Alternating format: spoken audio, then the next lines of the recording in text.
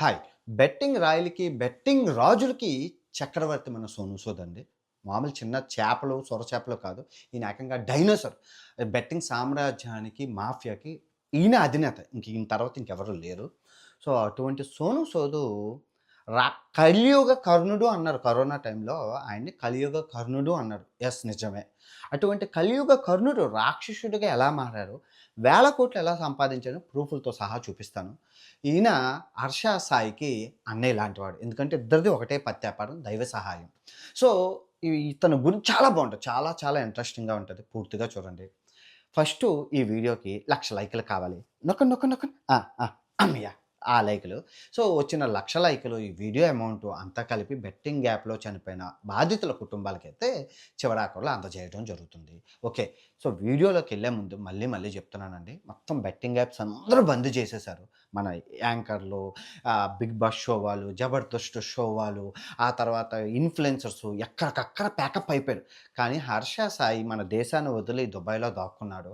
So, ఆయనకు డబ్బులు కావాలి కాబట్టి ఆయన అసిస్టెంట్లు ముసుగు వీరులు ఎవరైతే ఉన్నారో ఈ అబ్బాయి ఈ ఇద్దరు కలిపి దుబాయ్‌లో బెట్టింగ్ విపరీతంగా రోజు ఈరోజు రాత్రి కూడా ఏసారండి. విపరీతంగా టెలిగ్రామ్‌లో బెట్టింగ్ ఏస్తున్నారు. సో, మనోళ్ళు అలవాటు పడ్డారు కదా! తాగుడుకి, స్మోకింగ్‌కి బానిసలైపోయిన బ్యాచ్ ఎవరైతే ఉంటారో, ఈ బెట్టింగ్‌కి బానిసలైపోయిన వాళ్ళు దుబాయ్ అకౌంట్స్‌లోనేసి మరీ ఆడేస్తున్నారండి. సో, వీళ్ళిద్దరూ దుబాయ్‌లో ఉన్నారు. వీళ్ళ ఇన్ఫర్మేషన్ మీకు ఎప్పుడు, ఎక్కడ తెలిసినా ఇమ్మీడియేట్‌లీగా తెలియజేయండి. తర్వాత యాక్షన్ అనేది మన ఇండియన్ గవర్నమెంట్‌తో ఎలా చేయాలి అన్నది నేను చెప్తాను. ఓకే. ఇది పక్కన పెట్టండి. ఇది 'హర్ష సాయి' చేయిస్తున్నాడు. Please be careful.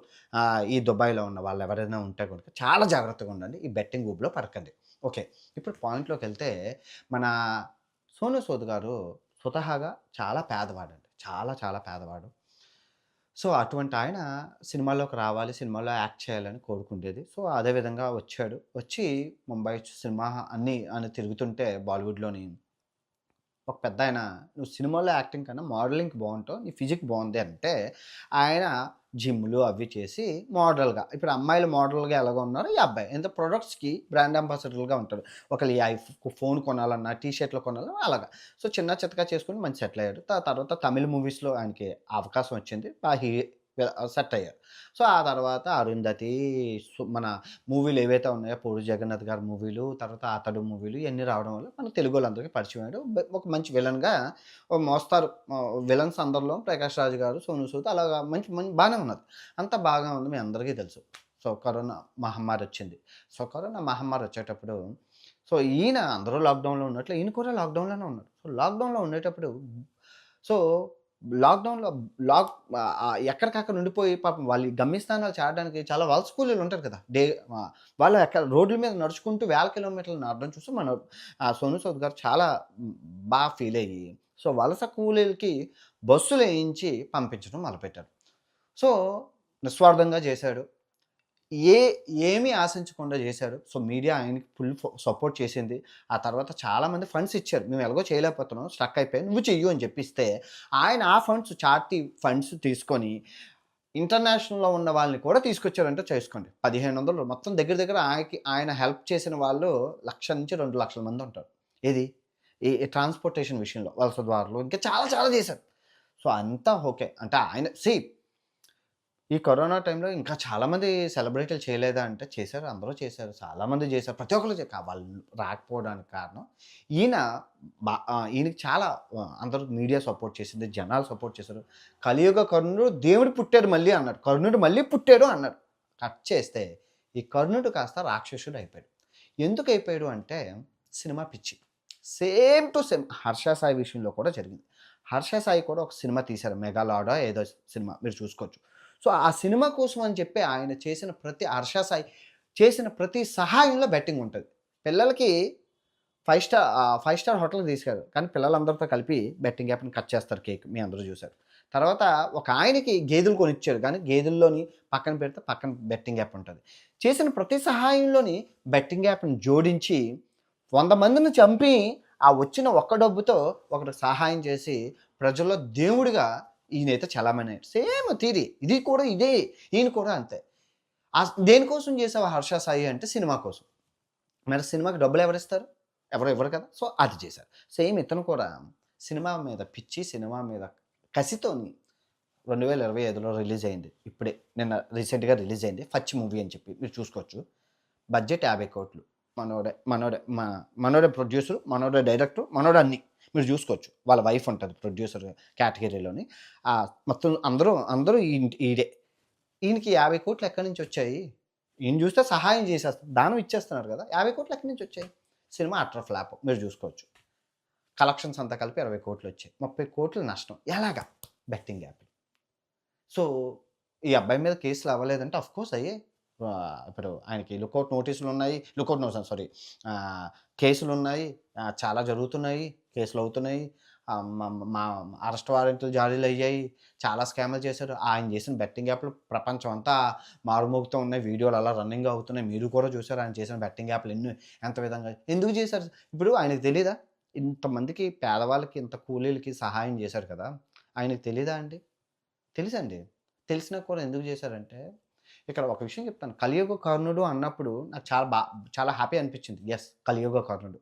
కర్ణుడు ఇంక దానవీర సూరకర్ణ కర్ణుడు మించినోడు ప్రపంచంలో లేడు. అంత గొప్ప నాకు కర్ణుడు అంటే చాలా, చాలా ఇష్టం. కానీ అన్ని పుణ్యాలు చేసినా అధర్మం వైపు ఉన్నాడు కాబట్టి ఆయన పతనం స్టార్ట్ అయింది. సో, నువ్వు అంటే ఎన్ని పాపాలు చేసినా ధర్మం వైపు ఉండడం అంటే మరి శ్రీకృష్ణుడు కూడా చాలా చేశారు. కానీ ఆయన ధర్మం వైపు ఉండి చేశారు. ఈయన అధర్మం వైపు ఉండి చేశారు. సో, ధర్మానికి, అధర్మానికి ఇక్కడ తేడా మీరు గుర్తుపెట్టు. శ్రీకృష్ణుడు కూడా ఎన్నో మందిని చంపించలేదు. ఆయన తెలివితోని. కానీ ధర్మం వైపు ఉండి చేశాడు. అధర్మం వైపు ఉండి చేయడం, ధర్మం వైపు ఉండి చేయడానికి తేడా ఇదే. ఇంకోసారి మళ్ళీ చెప్తాను చాలా బావుంటది ఈ టాపిక్. ధర్మం, అధర్మం అనేది. సో, అటువంటి కర్ణుడు కూడా ఎన్నో దానాలు చేశారు గానీ, ఎన్నో ఆఖరికి శక్తివంతమైన కవచకుండలాలు ఇచ్చేటప్పుడు కూడా ఇంద్రుడు నీకేం కావాలి అంటే, ఇప్పుడు నేనిచ్చిన దానం నా చెయ్య పైనుంది, నీ చెయ్యి కిందనుంది. ఇప్పుడు నువ్వు నాకిస్తే నా చెయ్యి కిందనుంటది, నీ చెయ్యి పైనుంటది. ఇప్పుడు నేనిచ్చిన దానం నువ్వు మళ్ళీ నాకు తిరిగి ఏవైనా ఇస్తే అదే వ్యాపారం అవుతది. ఆ వ్యాపారం నేను చేయదలుచుకోలేదు. చచ్చిపోయినంత వరకు నేను ఇలా దానవీర సూర కర్ణుల్లాగే ఉంటానని చెప్పి, చివరికి ఈయన చేసిన దానాలన్నీ లాస్టు అర్జునుడు వేసే బాణం తగలకపోతే దానికి కారణం ధర్మదేవత చుట్టూ ఉంటది. ఇన్ని దానాలు చేసినోడిని నిన్ను చంపనివ్వనన్న ధర్మదేవత చుట్టూ ఉంటే శ్రీకృష్ణుడు పోయి ఆ ధర్మాన్ని నాకిచ్చేసా అంటాడు. తప్పే కదా! అయినా కూడా ధర్మాన్ని కూడా ఇచ్చేస్తారు. చిచ్చి ఆయన చావుని ఆయన నెత్తి మీద తెచ్చుకుంటాడు. కాకపోతే అధర్మం వైపు. సో, అటువంటి కర్ణుడు మన దేశంలోనే పుట్టాడు. భారత హిందూ ధర్మం. ఏ రోజు ఇవ్వడమే గానీ తీసుకోవడం తెలీదు. వ్యాపారం చేయలేదు. దానాన్ని వ్యాపారం కానీ ఈ దుర్మార్గులు ఎవరైతే ఉన్నారో ఈ హర్ష సాయి, సోనూ సూద్ ఇద్దరు అన్నదమ్ములు. ఇద్దరు మాట్లాడుకుంటారు. ఇద్దరిది ఒకటే పత్యాపారం. ఇద్దరు ఫేమస్. మళ్ళీ ఈయనకెంచి 30,00,000 మంది 3,00,00,000 మంది ఫాలోవర్లు, ఈయనకెంచి 3,00,00,000 మంది.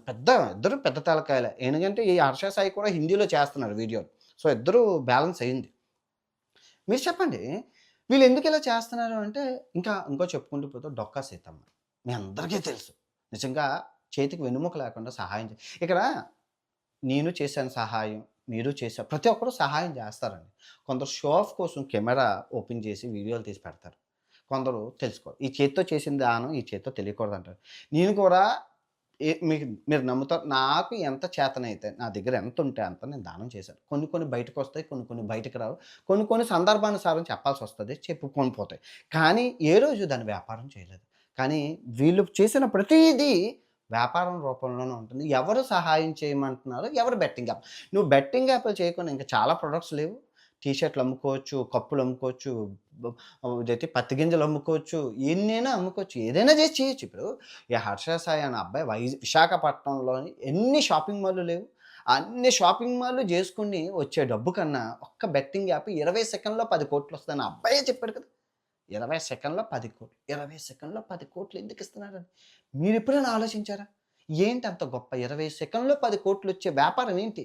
ఇప్పుడు ఈ ఈడీ ఎండోర్స్‌మెంట్ డిపార్ట్‌మెంట్ ఎందుకు దిగింది రంగంలోకి? ఇంత హవాలా చేప కింద నీరులాగా ఇంత జరుగుతుందని. ఇప్పుడు సోనూ సూద్ మీద కేసులు లేవంటే చాలా ఉన్నాయి. రన్నింగ్‌లో ఉన్నాయి. ఆయన కూడా అటెండ్ అవుతున్నారు. ఆయన కూడా ఎక్స్‌ప్లనేషన్ ఇచ్చుకుంటున్నారు. ఆయన కూడా తప్పే అండి. కర్మ ఎవ్వరిని వదలదు. నిన్న మొన్న వాళ్ళ ఆవిడకి యాక్సిడెంట్ కూడా అయింది. సోనూ సూద్ గారి ఆవిడకి.